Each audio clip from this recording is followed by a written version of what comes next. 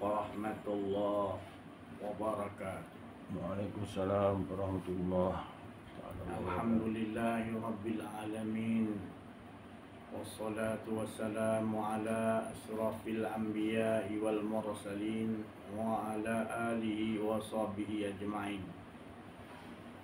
Alhamdulillahilladzi anzala ala abdihil kitaba wa lam yaj'al lahu 'iwaja. Sadaqallahul azim.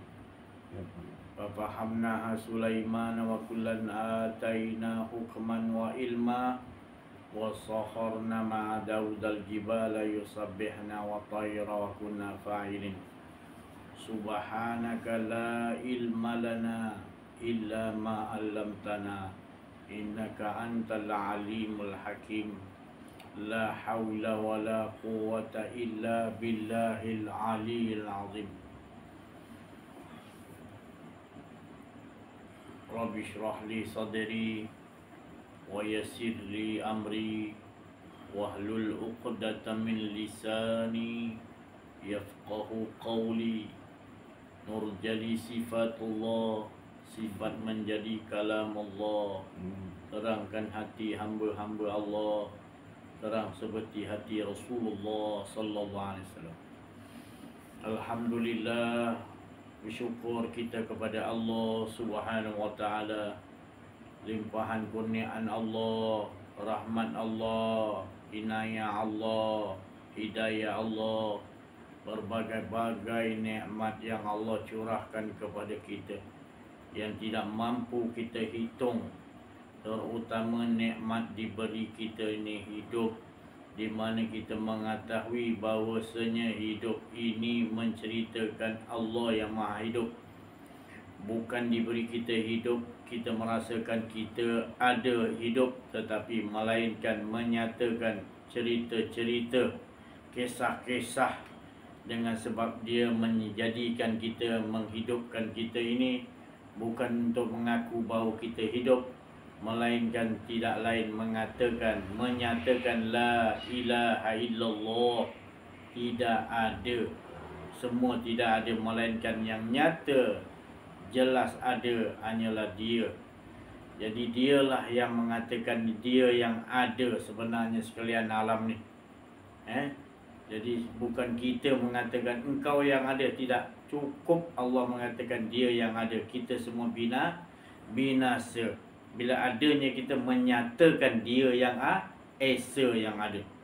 Itu yang kita faham, yang diberi faham oleh Allah Subhanahu wa taala kepada Nabi Muhammad sallallahu alaihi wasallam, para nabi, para rasul, para wali Allah, arifin billah. Mereka meyakini bahawa, menyatakan, iaitu yang hidup, yang dengar, yang lihat, yang berkuasa, yang berkehendak, yang segala-galanya adalah Allah Subhanahu wa taala. Tidak ada sesuatu pun yang Allah ciptakan, melainkan semuanya menyatakan yang ada hanya Allah Subhanahu wa taala. Jadi begitulah keadaan kesyukuran kita kepada Allah Subhanahu wa taala. Allah telah memberikan kepahamannya kepada kita hingga kita tidak merasa ada keakuan dia. Setiap perkataan yang keluar ini adalah perkataan nyata kalam Allah Subhanahu wa taala. Setiap yang sebelum nak menurun ilmu ini, kepahaman itu di sisi Allah, maka Allah yang suruh menyatakan apa yang telah ditetapkan oleh dirinya. Tidak ada siapa-siapa yang boleh menyatakan diri Allah melainkan Allah Subhanahu wa taala. Tidak ada sesiapa yang boleh menafikan, meleburkan diri yang telah Allah jadikan kepada kita, melainkan Allah jua yang meleburkan. Seperti mana firman-Nya, kullu man 'alaiha fan. Semua kullu man 'alai, siapa-siapa pun, fana, lebur, lenyap. Sebenarnya hakikat kita bukan ada, sebenarnya lenyap. Jadi apa pun yang diucap, apa yang didengar, apa yang dia gerakkan, dikuasakan, apa yang dikehendakkan sesuatu itu datang lintasan yang tanpa huruf, tanpa perkataan, semuanya daripada Allah Subhanahu wa taala, untuk tak lain menyatakan Allah. Jadi apanya yang kita nak mengaku lagi bahawa ada diri kita lagi?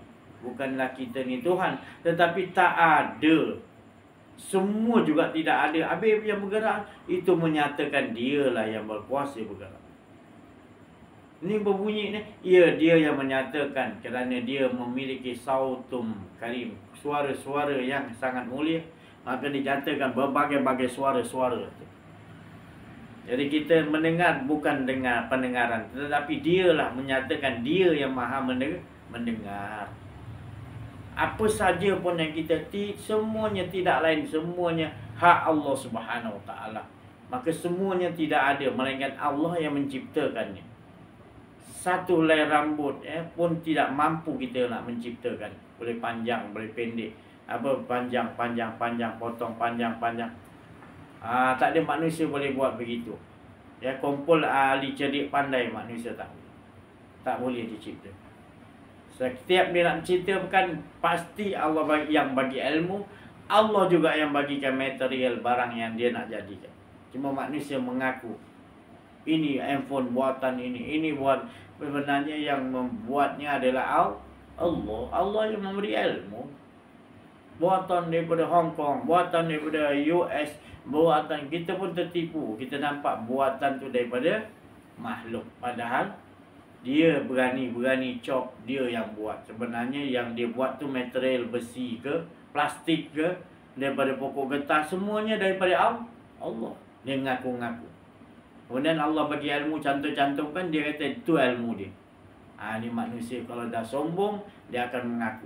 Dia tak kata ini daripada Allah. Seperti Nabi Sulaiman, haza min fadli Rabbi. Ini semua adalah daripada kurniaan Allah Subhanahu.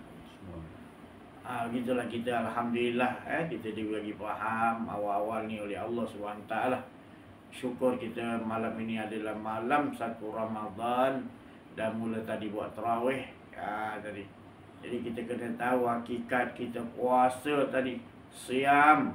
Seperti mana orang-orang yang terdahulu melakukan siam, melakukan puasa. Orang-orang terdahulu adalah melakukan puasa siam itu adalah semata-mata nak mendapat ketatakun.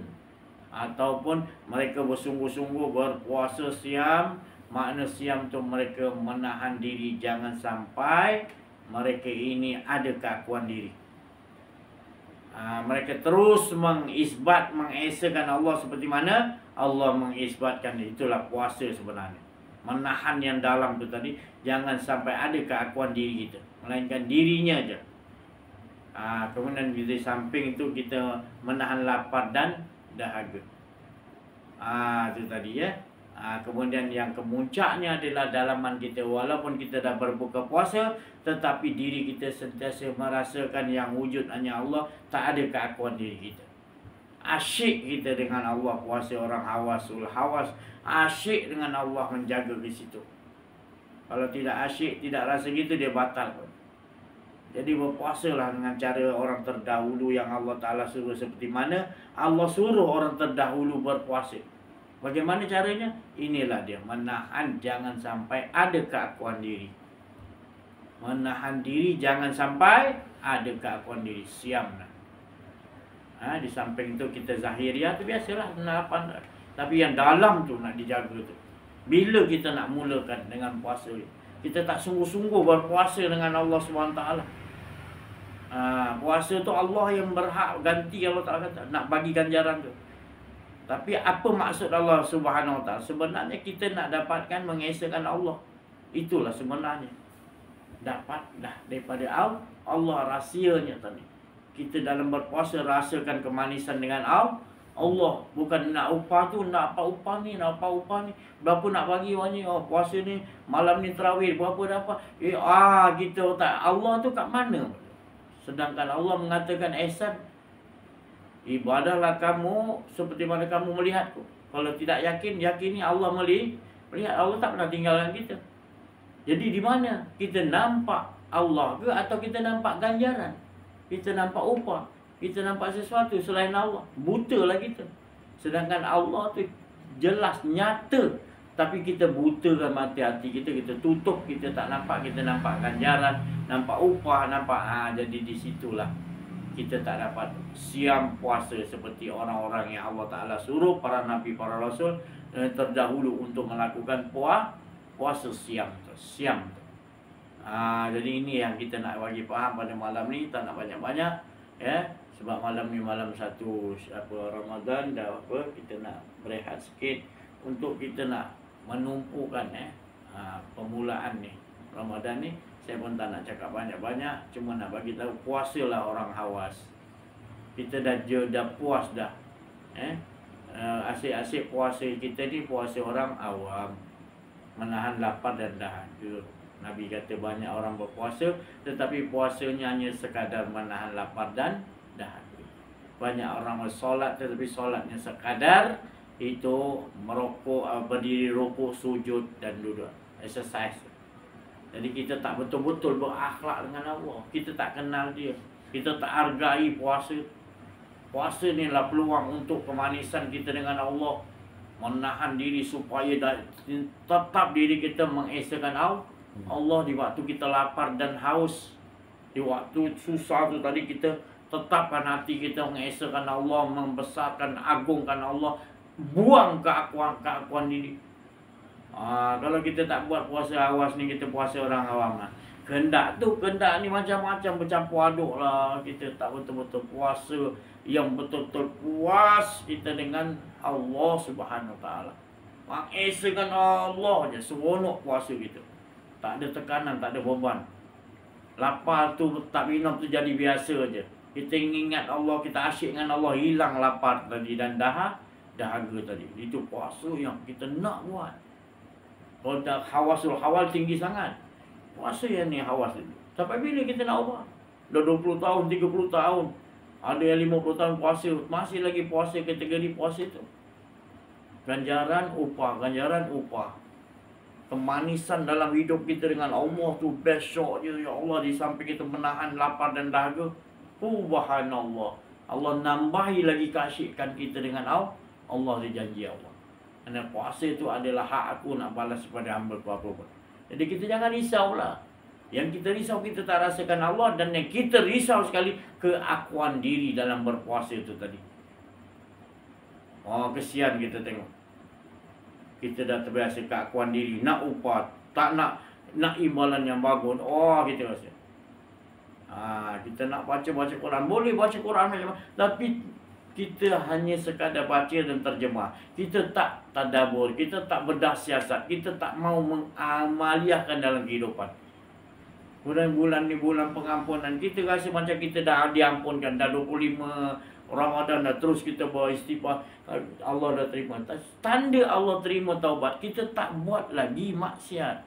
Apa maksiat paling besar? Riba. Riba kategori dosa besar. Allah benci, doa tak diterima. Bertobat. Itu tadi. Bertobat betul-betul tak nak melakukan kesalahan keakuan diri. Berat kita ni. Kita rasa macam kita punya dosa biasa-biasa je.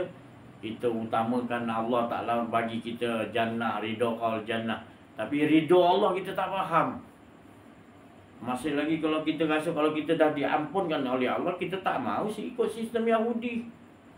Dah lingkup dah bank-bank dia orang banyak dah. Tapi dia selindungkan kita dah berpuluh tahun, seolah-olah melabuhlah dengan aku masih bank dunia memang kukuhnya. Semua orang-orang masuk bank.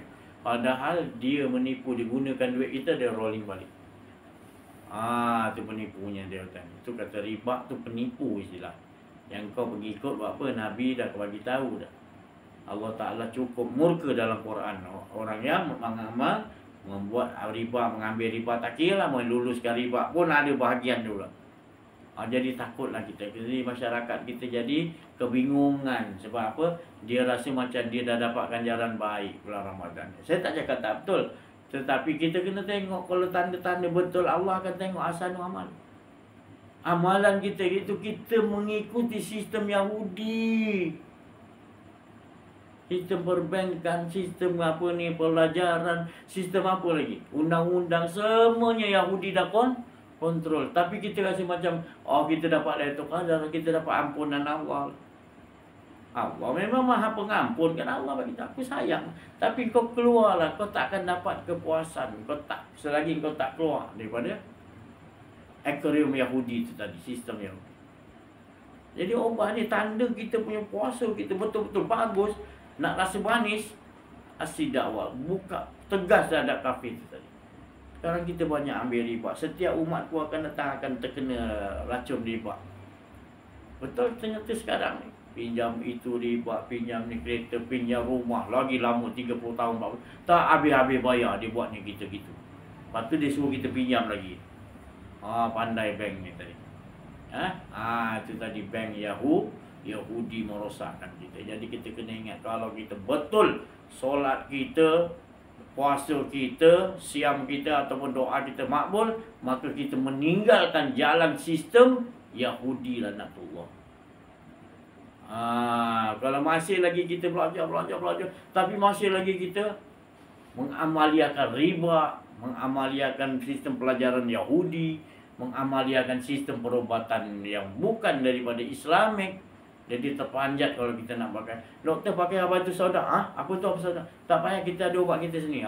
Jadi sauda tu pesanan Nabi, dia pelekeh kan. Siapa yang ucap pun mulut Nabi tu kalam Allah.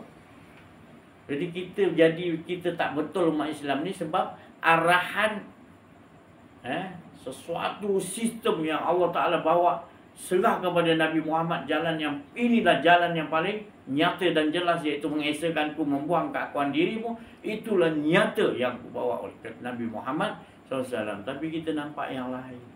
Bila cerita Allah tak best. Bila cerita surga, bila cerita neraka, terkejut gitu. Kita tak nampak antara kedua. Siapa yang jadikan antara surga dan neraka? Yang jadikan tetap Allah juga. Yang kita nak takut, kenapa? Jangan takut-takut sangat. Bukan saya berani. Jangan takut sangatlah sampai kita terhijab dengan Allah. Berbahaya tu. Jadi ubahlah. Saya cakap sama-sama kita buat puasa orang awas lah. Besok ni kita puasa niatkan puasa orang awas, orang yang Allah Ta'ala seperti mana terdahulu aku suruh mereka, orang-orang dulu berpuasa, juga aku suruh kalian semua berpuasa. Boleh, pasal Allah dah bagi dah test dulu lah dengan manusia, memang boleh. Jadi kita juga disuruh, manusia juga dah. Penghujung ni disuruh oleh Allah SWT dan Rasulullah SAW. Tak ada lain, ini adalah nikmat yang paling besar. Tapi hakikatkan kita puasa tu. Jangan bila puasa tengok hati kita mau selalu selawat, berzikir, baca Quran, ambil tafsir, tengok terjemahan, tengok maknai macam mana Quran tu. Bau sedap kita berada di dalam bulan Ramadan, menahan lapar dan dahaga. Di samping itu kita olahkan, tadaburkan Al-Quran, kita tengok hadis, kita bawakan dalam kehidupan kita di waktu itu. Allah bagi kekuatan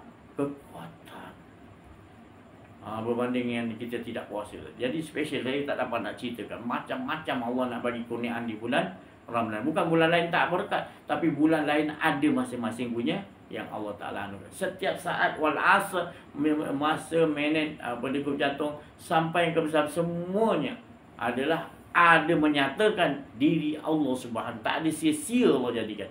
Walaupun semut hitam di atas batu hitam di malam yang gelap, kita kata apa jadikan waktu itu? Tak ada juga, kita tak dipelihat. Kalau dipelihatkan kagum kita. Sebab nampak kat binatang tu keluar roh lah, masuk balik roh. Dia pun ada roh juga. Jadi itulah saya rasa ni, saya ucapkan selamat menyambut kita beribadah siam, betul-betul merasakan asyik dengan Allah, merasa betul-betul dengan Allah sepanjang tak kira lah. Bukan dah berbuka kita tak asyik dengan Allah, berbuka pun jalan terus. Sebab ibadah yang paling sedap adalah ibadah di dalam keadaan kita berpuasa. Kita berpuasa, kita rasakan yang adanya Allah. Sebab berpuasa ni pakaian Allah. Allah mana ada pernah makan, tak pernah minum pun, tapi cukup sempurna. Jadi kita disuruh gitu supaya kita hilang keakuan diri kita. Yang menahan diri kita apa semua adalah Allah SWT, bukan kita yang berpuasa. Itu yang dikatakan puasa orang-orang yang betul-betul terdahulu, sentiasa lebur, tak ada keakuan diri. Saya cukup sampai situ dulu. Kita minta pencerahan daripada sahabat, insya-Allah. Bismillahirrahmanirrahim. Assalamualaikum warahmatullahi taala wabarakatuh. Salam. Alhamdulillah dapat kita bertemu lagi pada malam ini, malam 1 Ramadan. Alhamdulillah. Lebih dulu saya ingin ucapkan selamat menyambut Ramadan Al-Mubarak kepada semua jemaah yang mendengar melalui YouTube. Semoga Ramadan ini kita dapat menunaikannya sebaik yang mungkin, berpuasa dan meningkatkan taraf puasa kita ke arah puasa orang Khawas, di mana bagaimana dijelaskan oleh Tuan Syekh kita, puasa orang Khawas bukan hanya sekadar menahan lapar dahaga, tapi menahan diri daripada ada membuat keakuan diri dan selalu mengingat Allah Subhanahu Wa Taala pada setiap masa, dan itulah menahan diri daripada ada keakuan diri dan terbawa-bawa selepas berbuka pun kita harus sentiasa ingat akan Allah Subhanahu Wa Taala dan membuang keakuan diri. Dan selepas Ramadan kita teruskan sehingga akhir hayat kita lah. Itu yang dikehendaki, buang keakuan diri. Itu matlamat pertama kita. Yang ada Allah, hanya ada Allah Subhanahu Wa Taala. Allah salli ala sayyidina Muhammad wa ala ali sayyidina Maulana Muhammad. Semoga bulan Ramadan ini kita beroleh atas takwa sebagaimana yang dinyatakan dalam ayat Al-Quran. Hendaklah kita berpuasa sebagaimana yang diperintahkan kepada orang-orang yang terdahulu supaya kita mendapat takwa. Takwa itu ada di dalam keberkatan berpuasa. Sekadar itu yang dapat saya diberi ingatan untuk memberitahu, menasihati dan berkongsi pendapat bersama pendengar YouTube. Wabillahi taufiq wa hidayah. Assalamualaikum warahmatullahi taala wabarakatuh. Assalamualaikum. Alhamdulillah, syukur kita apa yang diucap teman kita tadi. Sama-sama kita amaliakan dalam kehidupan kita. Ya, betul-betul kita kehidupan dengan Allah. Rasulullah SAW menyatakan bertambah aku kenal Allah, aku ini orang yang paling kenal Allah, dan aku ini orang yang paling takut kepada Allah. Ya, dan aku ini orang yang paling cinta kepada Allah, paling malu dengan Allah. Jadi Rasulullah makin bertambah dengan Allah, bertambah kenal betul-betul Allah, bertambah berakhlak, takut, rindu, semua dia. Malu gitu. Bukan kita bertambah, kita rasa kita dekat dengan Allah, kita boleh jadi kita pula nak jadi Tuhan, bukan. Taklah pasang tu. Ya, saya ingat yang ya, jangan sampai terlajak sampai di situ. Mengaku di situ. Kita tak sedar tu kadang-kadang benda lain yang masuk.